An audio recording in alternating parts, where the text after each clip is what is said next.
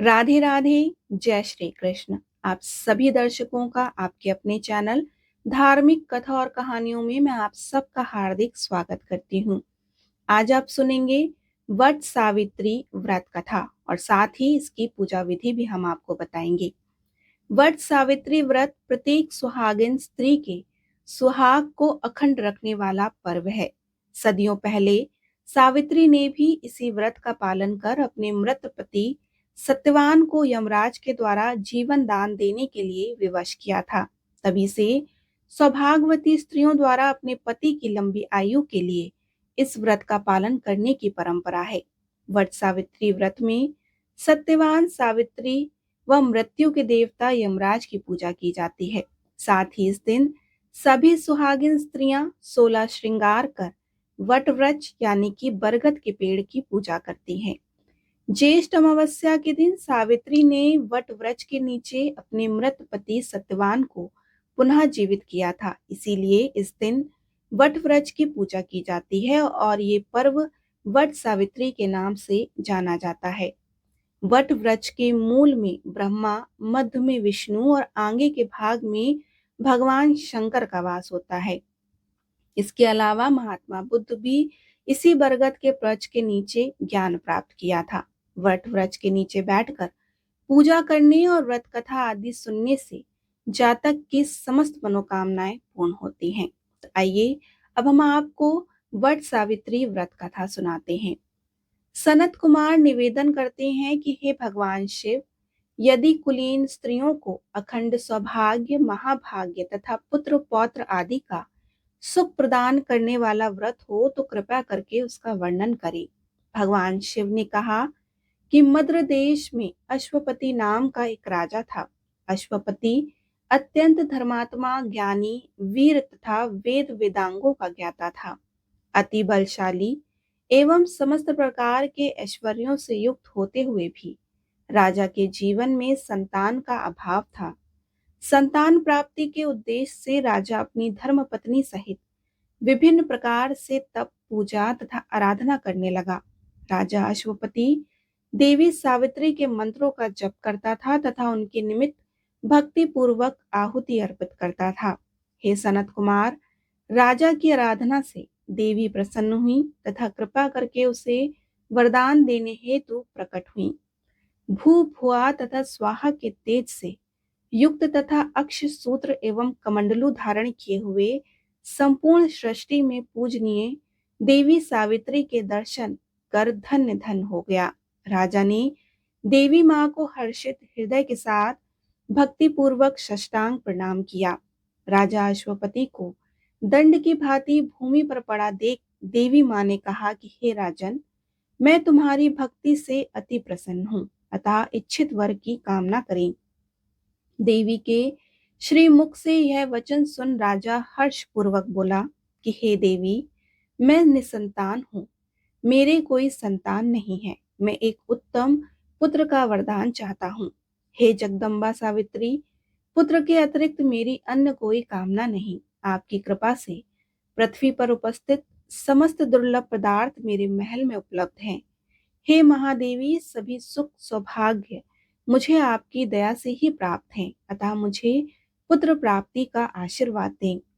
राजा द्वारा इस प्रकार प्रार्थना करने पर देवी सावित्री ने राजा से कहा कि हे राजन, तुम्हारा कोई पुत्र नहीं है, किंतु भविष्य में एक कन्या होगी। वह स्वयं एवं अपने पति दोनों के कुल का उद्धार करने वाली होगी। हे राजा, जो मेरा नाम है उस कन्या का भी वही नाम होगा। हे मुनि श्रेष्ठ, राजा के संतान प्राप्ति का वर प्रदान करने के पश्चात देवी वहां से अंतर ध्यान हो गई। राजा आनंद मग्न हो गया और कुछ दिवस व्यतीत होने के उपरांत रानी ने गर्भ धारण किया तथा पूर्ण समय होने पर प्रसव हुआ।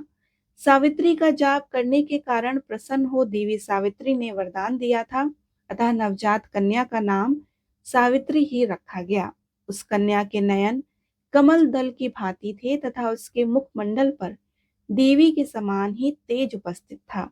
जिस प्रकार आकाश में चंद्रमा की कलाओं में वृद्धि होती है, उस प्रकार उस कन्या के तेज एवं कांति में भी वृद्धि होती है। वह ब्रह्मा की सावित्री थी विशाल नैनों वाली देवी लक्ष्मी ही थी। अपनी पुत्री के हेम गर्भ के समान आभा को देखकर राजा चिंतित हुआ। उसकी पुत्री सावित्री के समान कोई सुंदर ना था। उसके तेज के समक्ष उसे मांगने का कोई साहस भी नहीं करता था। उसका रूप एवं तेज का दर्शन कर सभी राजा स्तंभित हो गए। एक दिन राजा ने उस कमल नैनी से निवेदन किया कि हे पुत्री, तेरे विवाह का समय आ गया है, किंतु कोई भी तुझसे विवाह करने हेतु प्रस्ताव नहीं ला रहा। अतः जो भी गुणवान वर मिले तथा जिसके कुटुंब एवं व्यवहार से तुझे आनंद का प्राप्त हो, उससे तू स्वयं ही विवाह कर ले। यह कहकर वृद्ध मंत्रियों तथा नाना प्रकार के वस्त्र अलंकारों के साथ पुत्री को भेज दिया। राजा क्षण मात्र के लिए बैठा ही था कि उसी समय वहां देवर्षि नारद का आगमन हुआ। राजा ने अर्घ अर्पण एवं चरण प्रक्षालन कर देवर्षि नारद को आसन ग्रहण कराया। पूजन आदि करके राजा ने देवर्षि नारद से कहा कि आपके दर्शन करने से मैं पवित्र हो गया हूँ। आपने मुझे पावन कर दिया है। राजा देवर्षि नारद से वार्ता कर ही रहे थे कि उसी समय आश्रम से कमल नैनी सावित्री उन्हें वृद्ध मंत्रियां सहित वहां उपस्थित हो गई। सर्वप्रथम तो सावित्री ने अपने पूज्य पिताजी की वंदना की, तत्पश्चात देवर्षि को प्रणाम किया। सावित्री के दर्शन कर देवर्षि नारद बोले कि हे राजन, देव गर्भ के समान तेज वाली यह सुंदरी विवाह योग्य है, अतः तुम इसका विवाह हेतु किसी योग्य वर को क्यों नहीं प्रदान कर रहे। राजा ने उत्तर दिया कि हे मुनि श्रेष्ठ, मैंने सावित्री को इसी कार्य हेतु भेजा था। अभी यह लौट कर आई है। इसने अपने पति का चयन स्वयं ही कर लिया है। कृपया आप ही पूछ लीजिए। देवर्षि नारद के प्रश्न करने पर सावित्री ने उत्तर दिया कि हे मुनि श्रेष्ठ, आश्रम में द्विमतसेन का पुत्र सत्यवान है। मैंने उसका ही अपने पति के रूप में चयन किया है। सावित्री के मुख से यह सुनते ही देवर्षि नारद ने कहा कि हे राजन, आपकी पुत्री ने अत्यंत अनुचित कार्य किया है। इसने सत्यवान के विषय में बिना कुछ ज्ञात किए ही उसका वरण कर लिया। यद्यपि वह अत्यंत सद्गुणी है, लोकप्रिय है तथा उसके माता पिता भी सत्यवादी हैं। वह स्वयं भी सदैव सत्य ही बोलता है, इसलिए सत्यवान के नाम से विख्यात है। उसे अश्व प्रिय है तथा वह मिट्टी के घोड़े के साथ ही खेलता है। वह चित्र भी अश्व का ही काटता है। इस कारण उसका एक नाम चित्राश भी है। वह सौंदर्य एवं सद्गुणों से परिपूर्ण है तथा समस्त शास्त्रों का ज्ञाता है। उसके समान कोई मनुष्य नहीं। जिस प्रकार रत्नों से महासागर परिपूर्ण होता है, उसी प्रकार सत्यवान भी वह समस्त गुणों से संपन्न है। किंतु उसका एक ही दोष है, उसके समस्त गुणों को न्यून कर देता है कि वह 1 वर्ष की आयु के बाद छेड़ हो जाएगा तथा वह देह को त्याग कर देगा। देवर्षि नारद के श्रीमुख से यह सुनकर अश्वपति बोल पड़े कि हे पुत्री सावित्री, तेरा कल्याण हो। तू किसी अन्य वर से विवाह कर ले। हे शुभ लोचने, यही तेरा विवाह का अनुकूल समय है। इस पर सावित्री ने कहा कि हे तात, मैं मन से भी किसी को नहीं चाहती। जिसका मैं वरण किया है वही मेरा पति होगा। पहले मन से विचार कर, तदुपरांत शुभ अशुभ का विचार करना मनुष्य का पीछे करता है। यही कारण से मैं मन से भी किसी अन्य पुरुष का वरण नहीं कर सकती। अर्थात राजा की आज्ञा, पंडित के वचन तथा कन्यादान एक ही बार किया जाता है। सज्जनों की यह 3 बातें एक ही बार होती हैं। यह ज्ञात कर मेरा मन किसी भी प्रकार से विचलित नहीं होगा। सगुण निर्गुण, मूर्ख पंडित, दीर्घायु तथा अल्पायु आदि कुछ भी हो, परंतु मेरा पति सत्यवान ही होगा। चाहे इंद्र ही क्यों ना प्राप्त हो, पर मैं किसी अन्य का वरण नहीं करूंगी। अतः आपकी जो इच्छा है कहिए। यह सुनकर देवर्षि नारद ने कहा कि हे राजन, सावित्री ने सत्यवान से विवाह करने का दृढ़ निश्चय कर लिया, अतः आप शीघ्र ही इसका विवाह करके पति के साथ भेज दें। यह सुनकर और यह कहकर देवर्षि नारद वहां से अंतर्ध्यान हो गए। भगवान शिव बोले कि सावित्री के अचल स्थिर बुद्धि एवं निश्चल हृदय को देखकर राजा सावित्री तथा नाना प्रकार के धन संपदा सहित वन में निवास कर रहे द्विमतसेन के समक्ष पहुंचा एवं भेंट की। राजा के साथ वृद्ध मंत्री एवं कुछ अनुयायी भी थे। द्विमतसेन वृद्ध एवं दृष्टिहीन तथा एक वृक्ष के तले बैठा हुआ था। सावित्री एवं अश्वपति ने उसका चरण स्पर्श किया। अपना परिचय देते हुए समीप में ही खड़े हो गए। दुईमतसेन ने राजा से पधारने का कारण पूछा तथा वन के कंद मूल फल आदि से स्वागत सत्कार किया। तदुपरांत दुईमतसेन ने राजा अश्वपति से कुशल क्षेम समाचार पूछे तो अश्वपति ने कहा कि आपके दर्शन मात्र से ही मेरा मंगल हो गया है। मेरी सावित्री नाम की पुत्री आपके पुत्र से प्रेम करती है। इसने स्वयं ही आपके पुत्र को अपने पति के रूप में वरा है। यह निष्पाप आपके पुत्र को अपना पति स्वीकार कर ले तथा मेरा और आपका संबंध स्थापित हो, यही कामना लेकर मैं यहाँ उपस्थित हुआ हूँ। दुईमतसेन ने कहा कि हे राजन, मैं वृद्ध एवं दृष्टिहीन हूँ। मेरा भोजन कंदमूल फल आदि है। राज्य से त्युक्त हूँ। मेरा पुत्र भी वन संस्थानों पर निर्वाह करता है। आपकी पुत्री वन्य जीवन के कष्टों को कैसे सहन करेगी? भला इसे इन दुखों का अर्थ कहाँ से ज्ञात होगा? अतः यही कारण है कि मैं इस विवाह प्रस्ताव को स्वीकार नहीं कर सकता। दुईमतसेन के मन की दुविधा को समझते हुए राजा अश्वपति ने कहा कि मेरी पुत्री ने इन सभी तथ्यों को ज्ञात करके ही सत्यवान का वरण किया है। हे मान के देने वाले, निसंदेह आपके पुत्र का सानिध्य मेरी पुत्री को स्वर्ग के समान प्रतीत होगा। अश्वपति के वचनों को सुन उस दुईमतसेन राजश्री ने सावित्री एवं सत्यवान के विवाह हेतु समर्थन दे दिया। विवाह उपरांत अश्वपति ने अनेक प्रकार के राजसी द्विमतसेन का अभिवादन किया तथा अपनी राजधानी को प्रस्थान किया। सत्यवान को पति के रूप में प्राप्त कर सावित्री उसी प्रकार आनंद विभोर हो गई जिस प्रकार इंद्र को प्राप्त कर सुचि आनंदित होती है। सत्यवान भी सावित्री को पत्नी के रूप में प्राप्त कर अत्यधिक हर्षित एवं आनंदित हो रहा था।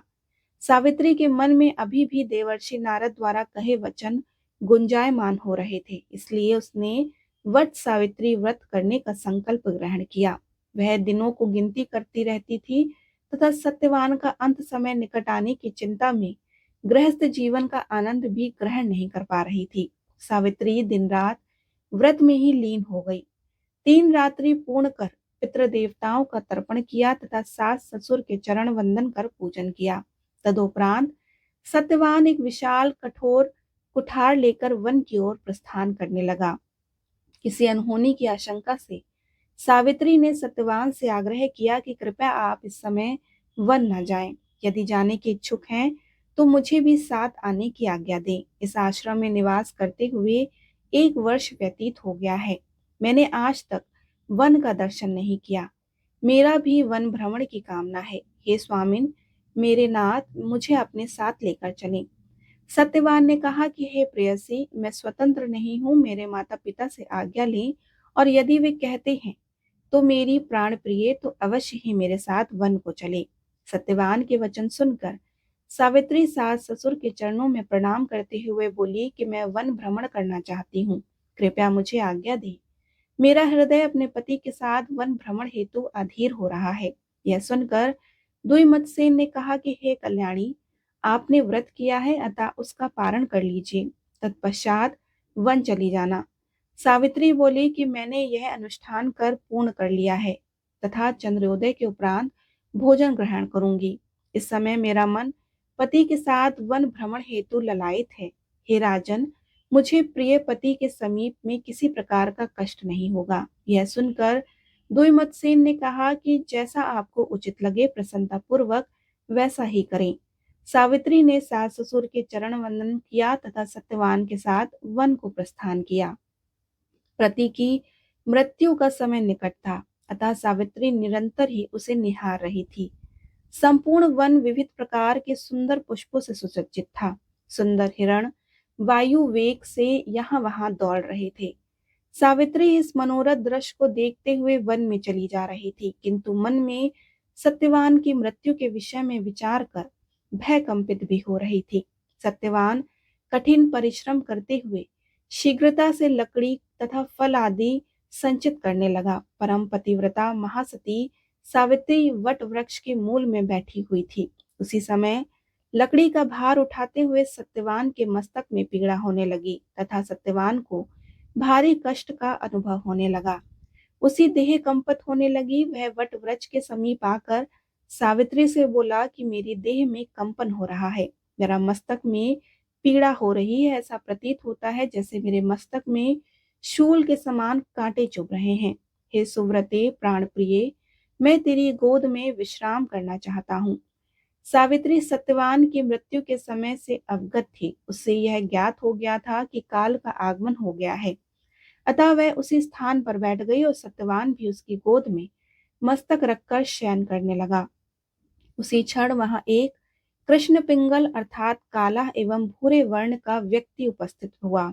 उसकी देह से तीव्र तेज देदीप्यमान हो रहा था। वह व्यक्ति सावित्री से बोला कि छोड़ दे इसे। सावित्री ने प्रश्न किया कि संसार को भयभीत करने वाले आप कौन हैं? मुझे कोई पुरुष भयभीत नहीं कर सकता। यह सुनकर लोकों में भयंकर यम ने कहा कि हे वाराहे, तेरे पति की आयु समाप्त हो गई है। इसे अपने पाश में बांधकर ले जाने की मेरी कामना है। यमराज के मुख से ऐसे वचन सुन सावित्री बोली कि हे प्रभु, मैंने तो यह सुना है कि आपके दूत अर्थात यमदूत प्राणी को हेतु आते हैं, किंतु आपके स्वयं उपस्थित होने का क्या कारण है? यम ने कहा कि सत्यवान अत्यंत धर्मात्मा तथा सद्गुणी है, अतः वह मेरे दूतों द्वारा ले जाने योग्य नहीं है, इसलिए मैं स्वयं ही आया हूँ। इतना कहते हुए यमदेव ने सत्यवान के शरीर में पाशों के बंधन में बंधे अंगुष्ठ मात्र से प्राण पुरुष को बलपूर्वक खींच लिया। तदोपरांत सत्यवान का शरीर निश्वास निष्प्राण तेज रहित चेष्टा रहित हो गया तथा यम उसे बांधकर दक्षिण दिशा की ओर प्रस्थान किया। अपने पति की मृत्यु से व्याकुल सावित्री भी यम के पीछे पीछे चली गई। सावित्री अपने व्रत नियम आदि से सिद्ध हो चुकी थी एवं परम पतिव्रता थी, अतः यम के पीछे जाने उसके लिए सुलभ था। यम सावित्री को अपने पीछे आता देखा तो कहा कि जा इसका अंत्येष्टि संस्कार संपन्न कर। पति के प्रति जो तेरा कर्तव्य था वह तूने पूर्ण किया। जहां तक जाना संभव था वहां तक गई। सावित्री ने कहा, जहां मेरे पति को ले जाया जाए अथवा वह स्वयं जाए, वहीं मैं भी रहूं। यह सनातन धर्म है। पति प्रेम, गुरु भक्ति, जब तब तथा आपकी कृपा के फलस्वरूप मैं कहीं नहीं रुक सकती। 7 आधारों पर मित्रता बतलाई गई है। मैं उसी मैत्री की दृष्टि से कहती हूँ, ध्यान पूर्वक सुनो। लोलुप वनवास करके भी धर्म का आचरण नहीं कर सकते। न ब्रह्मचारी न सन्यासी हो सकता है। बुद्धिमान ज्ञानजीवी मात्र धर्म में ही सुख मानते हैं, इसलिए संत धर्म को ही प्रधान मानते हैं। सज्जनों द्वारा स्वीकार एक ही धर्म के माध्यम से हम दोनों ने एक ही मार्ग प्राप्त किया है, इसीलिए मैं गुरुकुल वास एवं संन्यास के इच्छुक नहीं हूँ। इस गृहस्थ धर्म को ही सज्जनों ने सर्वोच्च कहा है। यम बोले कि हे आनंदिते, तेरे द्वारा कहा प्रत्येक शब्द व्यंग से परिपूर्ण है। मैं परम प्रसन्न हूँ। सत्यवान के जीवन दान के अतिरिक्त तुझे जो भी वरदान चाहिए मांग ले, मैं तेरी मनोकामना अवश्य पूर्ण करूंगा। सावित्री बोली कि मेरे ससुर राज्य विहीन होकर वनवास कर रहे हैं, वे दृष्टिहीन हो गए हैं, उन्हें नेत्र प्राप्त हो जाए तथा वह सूर्य के समान तेजस्वी एवं बलशाली हों। यम ने कहा, जैसे तूने कहा वैसा ही होगा। मैं आपके मार्ग का परिश्रम देख रहा हूँ। आप अपने आश्रम के लिए प्रस्थान करें। सावित्री बोली, आप जहां मेरे पति को लेकर चलेंगे मैं भी वहीं चलूंगी, इसमें मुझे कोई कष्ट नहीं होगा। सज्जनों के सानिध्य की कामना सभी करते हैं और सज्जनों का संग कभी निष्फल नहीं होता, अतः सदैव सज्जनों की संगति करनी चाहिए। यम ने कहा कि आपका कथन मेरे मनोनुकूल है, बुद्धि बल में वृद्धि करने वाला, अत्यंत हितकारी है। हे भामिनी, सत्यवान के जीवन के अतिरिक्त कोई अन्य दूसरा वर मांग लो। सावित्री बोली कि मेरा दूसरा वरदान यह है कि मेरे ससुर का छीना हुआ राज्य पुनः उन्हें प्राप्त हो जाए तथा वह धर्म कर्म कभी न त्यागें। यम ने कहा कि कुछ ही समय में आपके ससुर को उसका राज्य प्राप्त हो जाएगा तथा वह कभी धर्म से नहीं विमुख होगा। तेरी मनोकामना पूर्ण हुई, अब घर को लौट जाओ, व्यर्थ कष्ट क्यों करती हो। सावित्री बोली कि मुझे ज्ञात है कि आपने प्रजा के नियम के बंधन में बांधा हुआ है, इसलिए यम के रूप में विख्यात है। वाणी अंतकरण से किसी से शत्रुता ना करना, दान करना, आग्रह का परित्याग करना यह सज्जनों का सनातन धर्म है। इसी प्रकार यह लोक है, यहाँ शक्तिशाली सज्जन मनुष्य शत्रुओं पर भी दया करते हैं। यम बोले कि आपके वचन मुझे ठीक उसी प्रकार प्रतीत होते हैं जैसे प्यासे को जल। सत्यवान के प्राणों के अतिरिक्त जो उचित मांग सको वो मांग लो। सावित्री ने कहा, मेरा तीसरा वरदान है, मेरे पुत्रहीन पिता को 100 कुलवर्धन और पुत्र प्राप्त हो। यम ने कहा कि तेरा पिता को शुभ लक्षणों से युक्त 100 पुत्र प्राप्त होंगे। हे भामिनी, तुम्हारी समस्त कामनाएं पूर्ण होंगी। अब जाओ, घर लौट जाओ, बहुत दूर आ चुकी हो। सावित्री बोली कि पति समक्ष मेरे लिए कुछ दूर नहीं, मेरा मन पति समीप बहुत दूर तक भी पहुंच जाता है। मुझे कुछ स्मरण हो आया, उसे भी सुनिए। आप आदित्य के प्रति पुत्र हैं, इसीलिए ज्ञानिज्ञ आपके वैवस्वत कहते हैं। आप प्रजा के समान व्यवहार करते हैं, इसलिए आपको धर्मराज कहते हैं। संसार में व्यक्तियों को स्वयं से अधिक सज्जनों पर विश्वास होता है, इसी कारण सज्जन सभी को प्रिय होते हैं। यम ने कहा, जो जैसा वर्णन किया है ऐसा मैंने पूर्व में कभी नहीं सुना। मैं तेरे वचनों से अति प्रसन्न हूँ। सत्यवान के जीवन के अतिरिक्त जो कामना चाहती हो मांग लो। सावित्री बोली कि मुझे सत्यवान से ही औरस पुत्र हो, हम दोनों का बलशाली वीरशाली 100 पुत्रों का कुल हो, यही मेरा चतुर्थ वरदान है। यम ने कहा, तथास्तु। तेरा और सत्यवान के 100 पुत्रों से युक्त परिवार हो। अब वापस लौट जा, बहुत दूर आ चुकी है। सावित्री ने कहा कि सज्जनों की वृद्धि सदा ही धर्म में रहती है, ना तो सत्पुरुष उसमें दुखी होते हैं तथा ना ही विचलित होते हैं। सज्जनों का सज्जनों के संग कभी व्यर्थ नहीं होता, उन्हें किसी प्रकार का भय नहीं होता। संत ही सत्य से सूर्य को संचालित कर रहे हैं, तप से पृथ्वी को धारण कर रहे हैं। हे राजन, सत्य ही भूत भविष्य की गति है। सज्जनों के मध्य सज्जन दुखी नहीं होते, सज्जनों का वही व्यवहार है। सज्जनों किसी का कार्य करते हुए किसी फल की अपेक्षा नहीं रखते। सज्जनों की कृपा कभी व्यर्थ नहीं होती, ना उनके संग में धन एवं मान का नाश होता है, इसीलिए सज्जन रक्षक होते हैं। यम ने कहा कि तेरे द्वारा कहे मनोकूल धर्मानुकूल तथा अर्थ युक्त वचनों को सुनकर तेरे प्रति मेरी भक्ति बढ़ती जा रही है। अतः हे सचिवरुद्र और वर मांग। सावित्री बोली कि मैंने आपसे औरस पुत्र अर्थात दाम्पत्य सुख के साथ पुत्र का वरदान मांगा है, तथा ना ही मैंने किसी अन्य रीति से पुत्र की प्राप्ति की कामना की है। अतः आप मुझे यह वरदान दी कि मेरा पति जीवित हो जाए, क्योंकि इसके बिना मैं भी मृत के समान हूँ।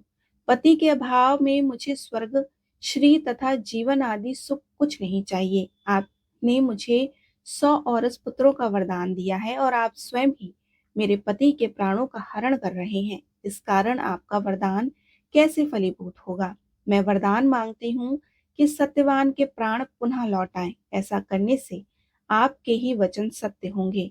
यम ने तथास्तु कहकर सत्यवान के प्राणों को पाश से मुक्त कर दिया तथा प्रसन्नता पूर्वक बोला कि हे कुलनंदिनी, मैंने आपके पति को मुक्त कर दिया है। यह निरोग एवं सिद्धार्थ होगा। आप इसे ले जाएं, यह आपके साथ 400 वर्ष की आयु प्राप्त करेगा।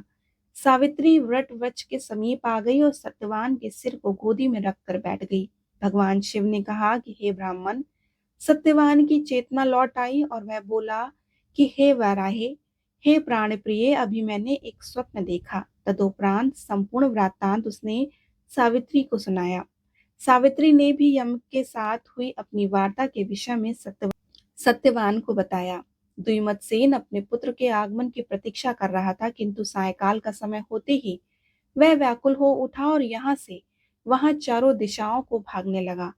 द्विमतसेन पुत्र की खोज में एक आश्रम से दूसरे आश्रम जाता और सभी से प्रश्न करता कि हम दोनों नेत्रहीनों को लकड़ी मेरे प्रिय पुत्र चित्रांश कहाँ गया।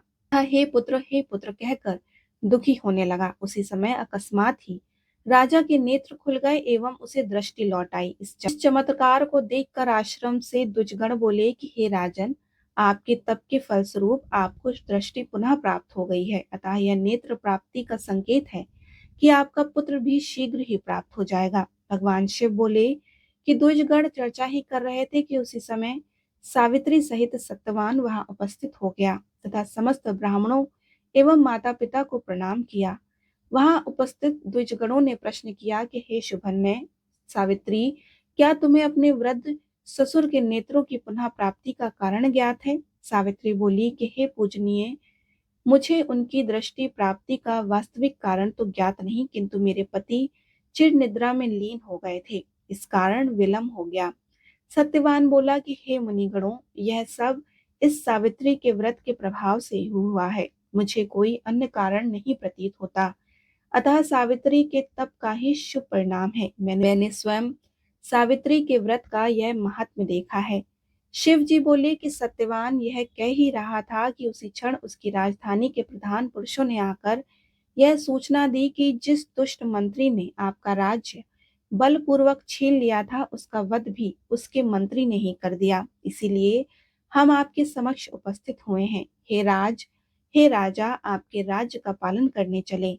हे राजन, आप मंत्री एवं पुरोहितों के द्वारा अपना राज्य अभिषेक करवाएं, राजा उनका आग्रह स्वीकार करें। उन प्रधान पुरुषों सहित आपके नगर पहुंचा और अपने कुल क्रमांक राज्य को प्राप्त कर अति आनंदित हुआ। सावित्री एवं सत्यवान भी अत्यंत हर्षित हुए। इसी व्रत के महात्म से सावित्री ने 100 वीर पुत्रों को जन्म दिया। यमराज के वरदान के अनुसार ही सावित्री के पिता को परम बलवान 100 पुत्र हुए। हे ब्राह्मण, यह हमने इस व्रत के उत्तम महात्म को सुना दिया। इस व्रत के प्रभाव से आयु क्षीण होने पर भी पति जीवित हो उठता है। समस्त स्त्रियों को इस सौभाग्यदायक व्रत को करना चाहिए। इस प्रकार वट सावित्री व्रत कथा संपूर्ण हुई। वट सावित्री के दिन पूरे दिन विधि विधान से पूजा करनी चाहिए। इस दिन प्रातः काल उठकर घर की सफाई कर नित्य कर्म से निवृत्त होकर स्नान करें। इसके बाद गंगा जल से पूरे घर में छिड़काव करें। इसके बाद सुहागनों को पूजा के लिए 16 श्रृंगार करके तैयार होना चाहिए। यानी कि पूजा के दिन बिंदी महावर लगाएं, नई चूड़ियां पहने, वट वृक्ष के पत्तों से गहने बनाकर उनको धारण करें। जितनी भी सुहाग की सामग्रियां हैं उनको धारण करें, यानी कि मेहंदी, सिंदूर आदि लगाएं। उसके बाद घर में ही भोग बनाएं। भोग प्रसाद बनाने के लिए आपको एक दिन पहले ही काले चने को भिगो कर रखना है। इसके अलावा प्रसाद के लिए पूड़ी, पुए और बरगद फल बनाएं। बरगद फल एक प्रकार का पकवान होता है जिसे बनाने के लिए आटा, चीनी या गुड़ और घी डालकर उसे गूंदा जाता है और उससे छोटी छोटी लोइयां बनाकर तली जाती हैं। प्रसाद में खरबूजा, आम जैसे फल भी चढ़ाएं और मिठाई भी चढ़ाएं। प्रसाद में चढ़ाए जाने वाले सभी पूरी पकवान की संख्या 24-24 होती है, जिसमें कि 12 पूरी पकवान वट वृक्ष को अर्पित किए जाते हैं और बचे हुए भोग का प्रयोग वितरित करने के लिए और व्रत का पारण करने के लिए किया जाता है। व्रत के पारण के लिए आप अपने घर से पूजा स्थल पर जल भी अवश्य लेकर के जाएं। वट वृक्ष की पूजा से पहले अपने घर के मंदिर में सभी देवी देवताओं की पूरी विधि विधान से पूजा करें। पूजा के समय व्रत का संकल्प लें और सौभाग्यवती होने की कामना करें। पूजा के बाद वट वृक्ष की पूजा की तैयारी शुरू करें। सबसे पहले आप चावल का ऐपन तैयार करें। ऐपन बनाने के लिए आप चावल को भिगो कर पीस लें और उसमें हल्दी मिला लें। इसके लिए चावल के आटे का उपयोग भी आप कर सकते हैं। इसके बाद बांस का पंखा, धूप, दीप, पुष्प, रोली, चंदन, सिंदूर, सुहाग की सामग्री आदि पूजा सामग्री आप एकत्रित कर लें। अब आप आटे का एक बड़ा सा चौमुखी दीपक बना लें और इसमें घी डाल लें। धूप और दिया जलाने के लिए माचिस भी रखें और साथ ही एक लोटे में गंगा जल भी भर लें। अब आपको कच्चे सूत की माला बनानी है। इसके लिए सूत को 12 बार लपेटें और 2 मालाएं बनाएं। किसी भी पूजा को शुरू करने से पहले सर्वप्रथम भगवान श्री गणेश की पूजा अर्चना करने का विधान है, इसलिए आप गौरी गणेश जी की मूर्ति या प्रतिमा भी आप लेकर के जाएं। साथ ही आप सावित्री और सत्यवान की मूर्ति या प्रतिमा भी पूजा स्थल पर ले जाएं। सभी तैयारियां होने के पश्चात आप पूजा करने के लिए किसी भी वट वृक्ष यानी कि बरगद के पेड़ के लिए प्रस्थान करें। हिंदू धर्म में वट वृक्ष को त्रिमूर्ति यानी कि ब्रह्मा, विष्णु और महेश का प्रतीक माना गया है। तो आइए जानते हैं कि इसके आगे पूजा कैसे करनी है। सबसे पहले ऐपन से रंगोली बनाएं, उस पर सभी प्रतिमाएं स्थापित करें। प्रतिमाओं को चंदन और सिंदूर लगाएं, पुष्प चढ़ाएं और उनकी पूजा करें। अब आप वृक्ष की जड़ों को गंगा जल से सींचें, धूप जलाएं, आटे का चौमुखी दीपक जलाएं और पूजा सामग्री अर्पित करें। इसके बाद वहां बांस के पंखे से हवा करें और सुहाग की सामग्री आप माता सावित्री और गौरी जी को अर्पित करें। अब सफेद रंग के कच्चे के सूत को वृक्ष के चारों ओर लपेटें। परिक्रमा करते समय ईश्वर का ध्यान करें और अपने पति की दीर्घायु के साथ अपने परिवार के कल्याण की कामना करें। इसके बाद वट सावित्री व्रत की कथा पढ़ें। जो 2 मालाएं आपने कच्चे सूत की बनाई हैं, उसे 6 बार बरगद के वृक्ष से बदलने के बाद एक वृक्ष को अर्पित कर दें और एक स्वयं पहन लें। इसके बाद आप व्रत का पारण के लिए वृक्ष के नीचे पानी के साथ 11 चने ग्रहण करें। फिर आप पूरा दिन सात्विक चीजों को ही ग्रहण करें। कई लोग तो इस दिन फलाहार खाकर भी पूरा दिन व्रत करते हैं। आप चाहें तो पूरा दिन फलाहार खाकर भी इस व्रत को कर सकते हैं। नहीं तो पूजा के बाद आप सात्विक भोजन भी कर सकते हैं। इस प्रकार आप वट सावित्री व्रत की पूजा संपन्न कर सकते हैं। वट सावित्री व्रत का पालन करने वाली स्त्री का पति दीर्घायु होता है, उसका सुहाग सदैव अचल रहता है। संतान प्राप्ति की इच्छा रखने वाली स्त्रियां भी इस व्रत के फलस्वरूप उत्तम संतान की प्राप्ति होती है और परिवार में सुख समृद्धि बनी रहती है। आपको वीडियो कैसा लगा हमें जरूर बताएं। वीडियोस अच्छी लगती हों तो लाइक शेयर और सब्सक्राइब करना मत भूलिए। राधे राधे।